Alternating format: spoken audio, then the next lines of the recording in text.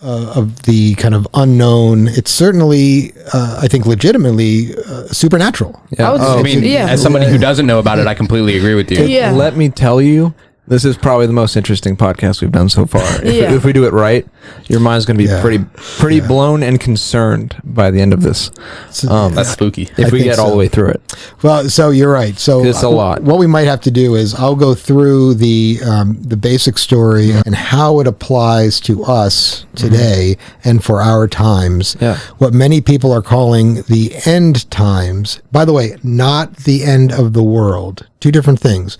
There's the end of these times, if you will. Like an age of sorts. End of an age, end of, sometimes people are calling these Catholic times. In many of the apparitions, they talk about the end of these days or end of these times, but they specifically say not the end of the planet. What does that mean? What does the end of these times We'll mean? get it. We'll get there, but think of the end of the world as Jesus' second coming. We're not talking about that. Like rapture and all that kind of stuff. Or, and the Antichrist coming in and like 7 years of battle. Rapture, as I think most people use it, as a Protestant creation in the 1800s. It's not what Catholics believe. Yeah, we won't be floating all up to heaven. But but we can touch on that, and even if later there is certainly that's another thing. I don't know a lot about like the rapture until like I guess my idea was the Protestant version of it, and I don't know the original. What you saw in American Dad?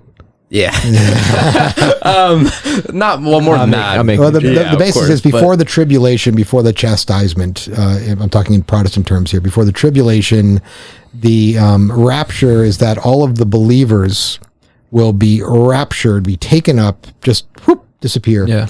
And all that will be left will be, according to most Protestants, will be those who still need to find their relationship with Jesus and Catholics. And so, the people that are left behind are the ones who will take advantage of that we time. worship the Antichrist or something like that. To be able to figure that out. Now that comes. There is a scripture where they say, there will be a day when there are two in the bed, one will be gone, one will remain. There'll be two in the field, one will be gone, one will remain. The Catholic idea of that, though. And I'm going to overgeneralize, so I apologize to my Protestant friends.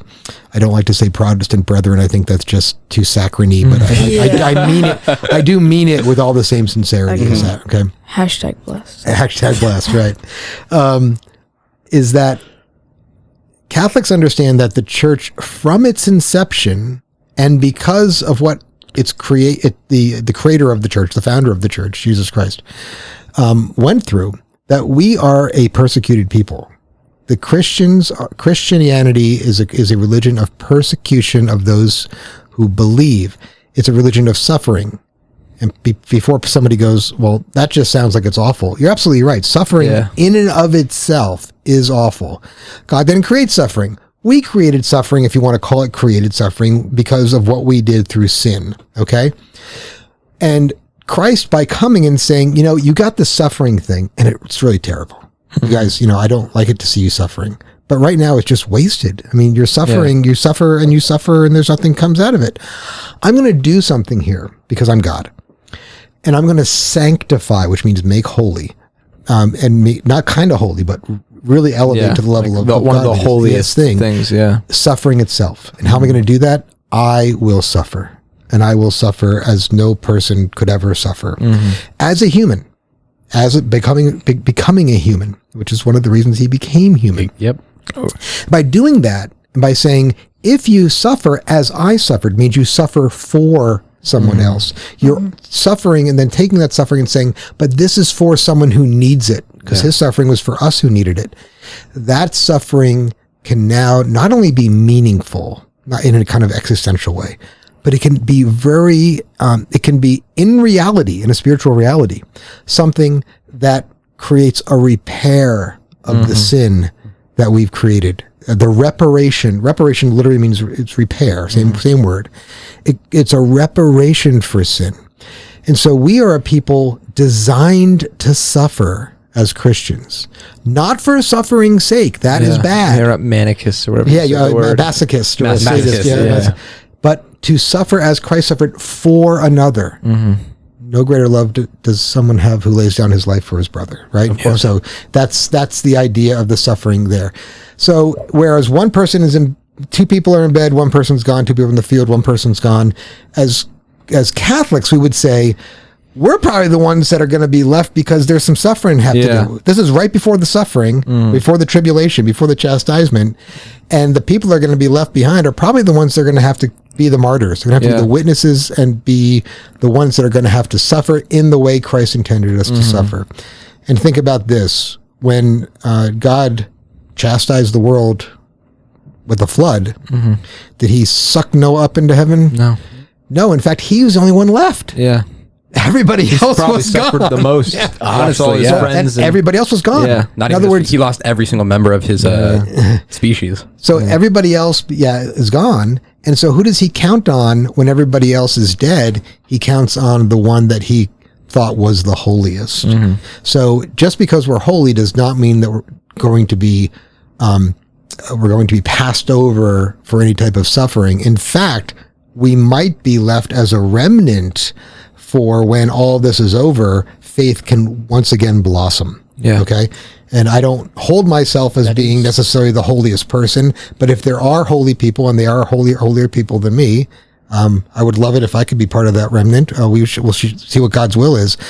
But that makes more, to a Catholic mind, that makes more sense why it would work that way as opposed to something more akin to the health and welfare gospel of, if I believe, I'll get money, I'll get riches, I'll be safe, I won't have to suffer. I won't have to, And if I am suffering, I'm doing something wrong. Yeah. I must have screwed up. Yeah. I mean, the saints have been Or the God's ones not that real. And yeah, exactly. Saints have been the one that suffered the most out of everybody. I mean, if you look into any of the lives of the saints, you'll see that, I mean, they were the one, they suffered the most. People pinned up on crosses upside down. A lot worse than that. There's like a lot of dipped in bad acid. Read the martyrology Yes, exactly. every day. And also, if you doubt the excruciation or the excruciating pain and the absolute terror that is crucifixion, if you think, crucifixion is just, you get nailed to a cross or tied to a cross and you just hang there till you die, is, if you look into how good the Romans were at torture, and they were experts,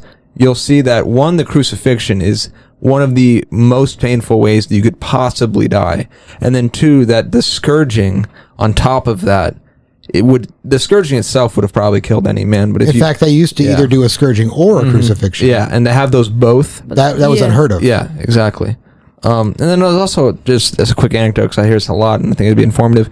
A lot of people go, well, how, if you were to nail a nail into somebody's hand, they just fall off the cross. So how does Jesus have like the nails in his hands? They should be in his wrist, or he was tied or something like that. There's actually a spot right on your thumb, like right around here, that if you hit it, there's I think a tendon or something like that does that it pulls the thumb in, but it holds it in between the bones. It does. Yeah. And by the way, even modern day doctors will consider the wrist part of the hand. So it's also true. So it doesn't say the palm. It says the hand, right? So it's like about right here. On the hand. And does the whole, it pinches your nerve. And then what it does is it'll pinch your nerve. And if you look at the Shroud of Turin, you'll see the man in the Shroud of Turin has his hands turned in as if he was nailed in that spot where Romans would nail. And it's also the most painful spot to nail into your hand. Because it's making me cringe right now. Because again, the Romans weren't just about how can I kill you, it was how can I kill you in the most painful way possible. It's about making an example. Yeah. It's about suffering. Just suffering, Yeah, and also Jesus was the only one to die in 3 hours. Everybody else that was crucified would take them days and they would die of suffocation. So it's not this, you die in a couple hours from just hanging on a cross. Like, no, you die of not being able to breathe anymore, and you basically drown yourself, but with exposure and animals are coming after you. Crows. Christ was in many ways already dead before he was nailed to the cross, in the sense that between the crown of thorns, which had very long thorns, it was actually more of a hat than it was a circle. Cap. A cap of thorns, and there's some Catholic tradition that there were 3 mortal wounds he received just from the crown of thorns, and the scourging and the bloodletting that he lost over a third of his blood just in the walk up to Calvary. Yeah, and walking like a mile and a half. By the way, once you have 40% out of your body, your heart starts to fail and it can't pump the blood. Yeah. It needs to pump because it doesn't have enough blood there. So anyway, quick why he felt aside. it. I have a lot on that, Yeah. including the fact that we're Same here. even putting Christ up on the cross is the sacrificial lamb. Yeah. Again, But- it's a whole We'll different get into thing. that. I wanted to mention that because I've heard from agnostics and atheists, which is a really, if you have one thing that, because I've heard it is like, well, I'm not Christian because, you know, if you think about it, It's my Jesus silver hanging- bullet argument. Yeah, it's like, well, that, first off, that's a really bad reason to make that your Yeah. one reason you're not going to believe in Christianity is because the physics of Jesus hanging on a cross wouldn't work. It doesn't make sense. But also, that is how it was done from, yeah. Anyway, that just thought to be a good little Don't you, aside. Interesting. don't yeah. you have to like pull yourself up? To Yeah, break? yeah, And you wouldn't they do. break your kneecaps so you couldn't. Yeah, eventually they would. If you Yeah. didn't die quick enough, they'd Because break you'd your have kneecaps. to push up with your legs to Yeah, get a and breath. then- And then you got so tired that you, Yeah. and then by couldn't- breaking the kneecaps, yeah. they would just and And suffocate. you suffocate, yeah. I mean, Jesus even got impaled through the Yeah, through the side. exactly. They, make sure they wanted to make sure he was alive, see if he was dead. Yeah. Oh, okay. And then Yeah. didn't like water come out of him or something like that? Blood and water. Blood and water, yeah. Blood and water from the side. What would have been interesting, I got to say this. I'm sorry, we're not getting to Fatima yet, but I got to say this because I want this to be a teaser for any Catholic watching to make sure that you go and research this stuff because it's fascinating. And for anybody who's not, research it and see what you find out. But remember that what Jewish feast was this taking place during at the time of the crucifixion? What was happening in Jerusalem? Well, What was a Jewish feast that was happening at the time of Christ's Passover? Yeah. was it Passover? It's Passover, yes. Okay. I was gonna say So it, but I during- You didn't know if get it was the right or not. blood and you put it Well, on yeah, the well, Right, rotisserie. right. Yeah. You have to Back in have, Moses' time, yeah. so you'd have to have the lamb slaughtered, and then Yeah. you'd have to go roast it, and there'd be these 4 steps with glasses and stuff like that. But unlike what we think of today as going to my local church, you'd have to try to make a pilgrimage to Jerusalem because they believed that God was truly in the Holy of Holies behind the curtain. Okay? Yeah. Because it's where the ark used to be. So you'd go there, but the lamb would have to be slaughtered by a priest. Okay, there was a priestly class that would slaughter the lamb and drain the blood, and then they would put they'd take this kind of stick with a crossbar and hang the lamb up there to dry, so the blood would drain out. But you've got thousands and thousands and thousands, maybe even tens of to 100,000s of people bringing their lambs to be slaughtered and blood drained out. Okay, and they throughout all the altars they have these drains. Because think about how much blood Yeah. That's a lot. is coming out, and it's all at once. It's all like during one day. You got to get slaughtered, you got to get it done before sunset because you got to go.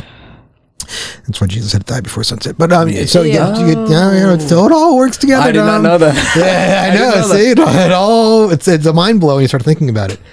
That much blood couldn't just sit there, and the temple was designed in such a way that there was an underwater spring, and it would meet with the draining of blood. And so the underwater spring would go along, the blood would all fall into it. And if you looked at the temple, you'd see flowing out of the right side of the temple, blood and water shooting out of the temple. Any Jew who's reading the story of Jesus, who is now up on the hill beyond the temple, to see blood and water flowing from his right side shows that he is the temple. Oh my gosh, that just blew my mind. What? That's No, because crazy. I've always heard Yeah. of, I mean, like Jesus' temple is part of regular Catholicism Of course. and growing up in It's that. like, blah, blah, blah, body temple, blah, blah, blah, blah, right? See, why don't Yeah. I learn these things? Like, why am I not being taught these things? Well, that's a whole nother issue that we are not properly catechized, and the church, our shepherds have they've dropped the crozier. Let me put it that way, when it comes to the proper instruction, and some of it's our fault. But I mean, it's another indication of these times. These times are predicted to be like this. Okay, and so let's take that into Fatima though.